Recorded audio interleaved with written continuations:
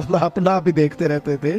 घर से आईना देखना बुरी बात नहीं, लेकिन सिर्फ अपना आप ही देखते रहना और हर वक्त देखते रहना, खुदा मुझे ऐसी खुदाई ना दे कि अपने सिवा कुछ दिखाई ना दे।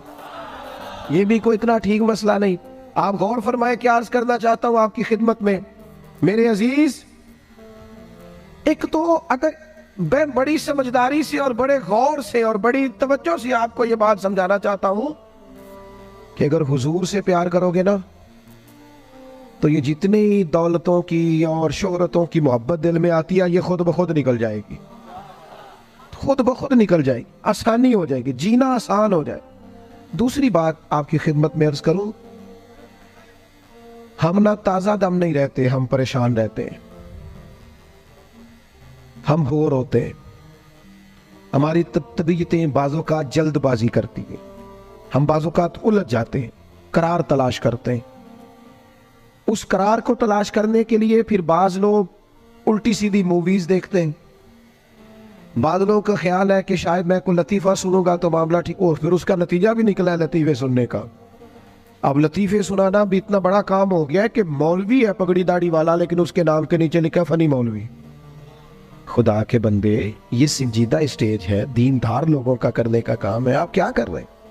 मौलवी भी फनी होता है, 6 मानादार, कि हमारा मिजाज था हर चीज शुगर मेला, हर चीज हंसना उलझना।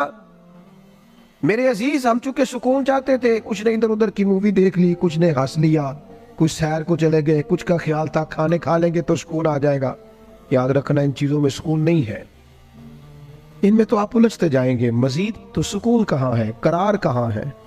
आप कभी सहाबा की जिंदगियां देखें ना, हालात जिस तरह के भी थे ना,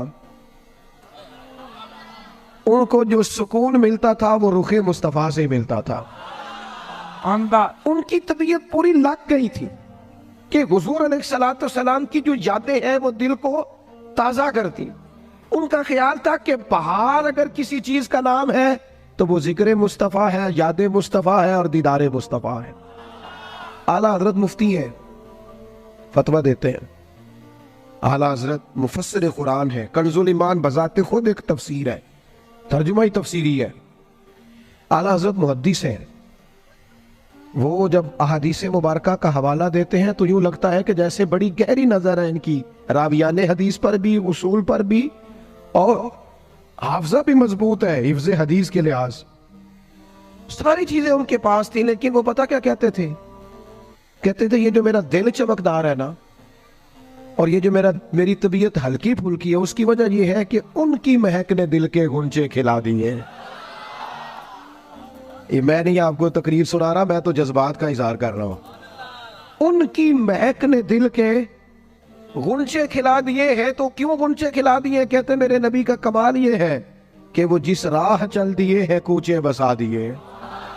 वो जिस राह भी चल दिए हैं कूचे, हुजूर पर थोड़ा गुजर जाए तो काम हो जाता है। करार, सुकून, सारे दुख मिट जाएंगे अगर दिल हुजूर से लगा लोगे, अगर मुहब्बतों का मरकज रसूल पाक को बना लोगे। आप देखें ओहद के मैदान के अंदर काफिर ने एक बड़ी अजीब साजिश की मुसलमानों को परेशान करने के लिए। और तक भैया आप लोगों की वजह से अगर इतने लोग तकलीफ में हैं तो आपको समझ जल्दी से बैठ जाए जी, जल्दी से जी, फैसला करने में इतनी देर, अल्लाह आपको सलामत रखे, बैठ जाए जी। अब आप खड़े हैं जनाब, आप भी बैठ जाए, अल्लाह आपको बरकत अता फरमाए। अच्छा, एक बंदा महफिल में खड़ा हो जाता है मोबाइल लेके, अल्लाह उनको समझना चाहिए कि बाकी सारे कुल भी है मोबाइल। खुदा के बंदे, आपकी वजह से इतने लोग पीछे अगर परेशान है तो आपको समझना चाहिए उस चीज को। अल्लाह ताला आप सबको हंसता और मुस्कुराता रखे। नबी पाक की जात से जब आपकी कामिल वाबस्तगी हो जाएगी ना, तो हुजूर की जाते वाला का प्यार, और प्यार लारों वाला नहीं होना चाहिए, खाली जल से महफिल में और माइक हाथ में आया तो इश्क का दावा तगड़ा, खाली इस तरह नहीं, तन्हाई में भी तू रोए हुजूर की बारगाह। एक महफिल में मैं एक दफा हाजिर था तो एक नात का बच्चा मेरे पास आया, कहने लगा जी मेरी सिफारिश कर दो, मैं भी हुजूर दी बारगाह च हाजरी लवानी है। मैं कहा पुत्र तू घर जाके पढ़ ला, उत्थे भी हाजरी लग जाएगी कि 4000 बंदा चाहिए हाजरी लवाऊंगी। हुजूर की बारगाह में तो जहां बैठ के भी पढ़े हाजरी लग जाती है। इसके लिए क्या साज समर के मजलिस ही फकत हो तो हाजरी लगती है? ये भी आला हाजरी है, पर वो तो वल्लाह वो सुन लेंगे और फरियाद को पहुंचेंगे हम। बस इतना तो हो, कोई फरियाद करे दिल से। तू बात तो दिल से कर। आपकी जब कामिल वाबस्तगी हुजूर से हो जाएगी ना, तो ये गुर्बतों का डर, ये परेशानियां, ये आजमाइशें, एक जगह रोना नहीं रोया हजरत बिलाल ने कभी अपनी गरीबी का, एक जगह परेशान नहीं हुए कभी हजरत सलमान फारसी के मैं परदेसी हूं, एक जगह भी कभी जनाब सुहैबी रोमी को तकलीफ नहीं हुई। क्यों भला? इसलिए कि हुजूर की मोहब्बत ऐसी दवा है जो हर बीमारी से शिफा अता कर देती। ओहद के मैदान में काफिरों ने एक चाल चली थी। उनको पता था कि कौन सी बात मुसलमानों को ज्यादा परेशान कर सकती है। उन्होंने एक अफवाह फैला दी थी कि माज़अल्लाह हुजूर को शहीद कर दिया गया। उसकी वजह से शदीद परेशान हुए सहाबा, और जंग के जो नतायज बरअक्स आए उसकी बड़ी वजह यह अफवाह भी बनी। अब सहाबा बड़े परेशान थे, हुजूर शहीद हो गए। कुछ लोग ना मैदान उहद से जब वापिस आ रहे थे ना, जंग खत्म होने के बाद, एक खातून जा रही थी मैदान जंग की जानिब। औरतें अपने मिजाज के लिहाज से कमजोर होती है कल्बी तौर पर, और बड़ी खूबसूरत बात लिखी है उलमा ने, कहते हैं औरत के दिल में दर्द ज्यादा होता है ना, प्यार ज्यादा होता है, और ये जो वो कमजोर वाकया हुआ इसे ऐब ना समझो।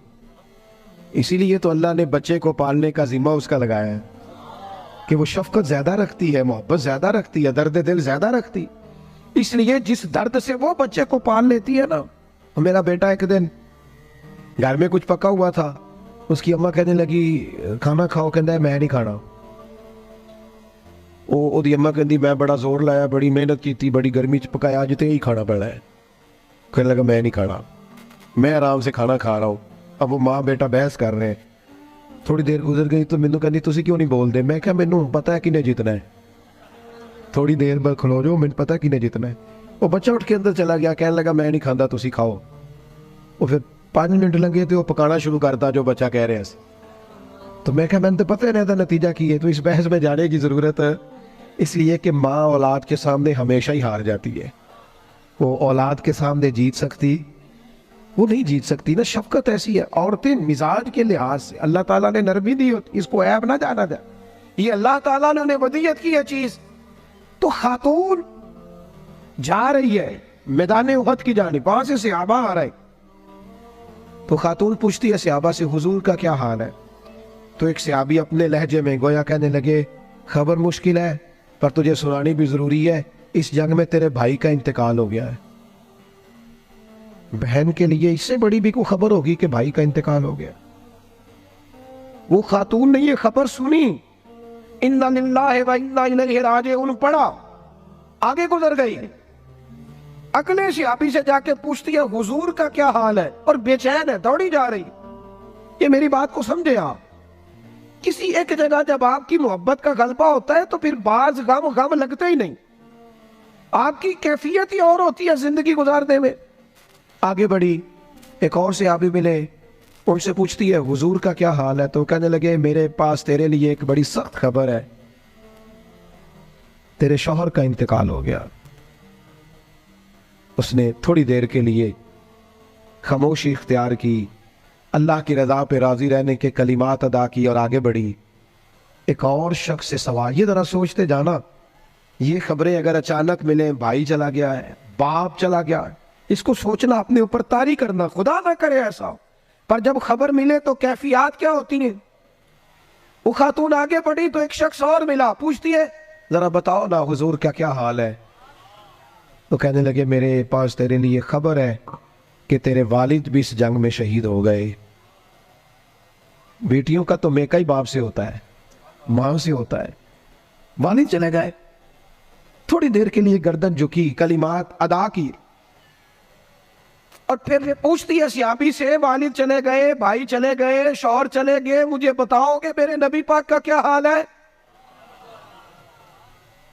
तो सहाबी कहने लगे अल्हम्दुलिल्लाह मैं जियारत करके आया हूं, रसूल पाक बिल्कुल ठीक है।